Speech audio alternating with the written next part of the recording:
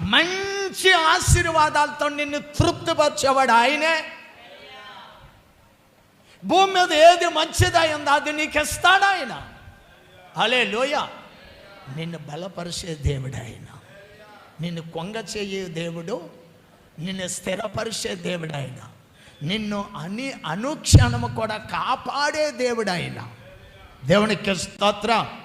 అందుకని ఎప్పుడు కూడా నిన్ను తోసిపుచ్చే దేవుడు కాదు ఆయన. ఇంకొక మాట అంటాడు, నీ సరిహద్దుల్లో సమాధానము కలగజేస్తాడు ఆయన.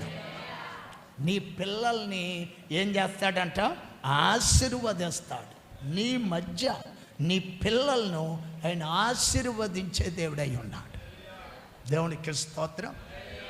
ఎప్పుడు కూడా ఆయన తోసిపుచ్చే దేవుడు కాదండి. మంచి చేయటానికే పిలిచాడండి, చెడు చేయటానికి అయితే మనల్ని పిలవలేదండి. దేవునికి స్తోత్రం.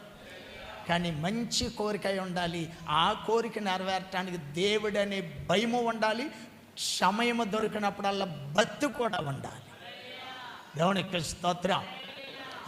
ఈ రెండు ఎప్పుడైతే నీలో ఉన్నాయో ఖచ్చితంగా దేవుడు నిన్ను నీ కుటుంబాన్ని ఆయన ఆశీర్వదించగలిగిన హల్లెలూయా.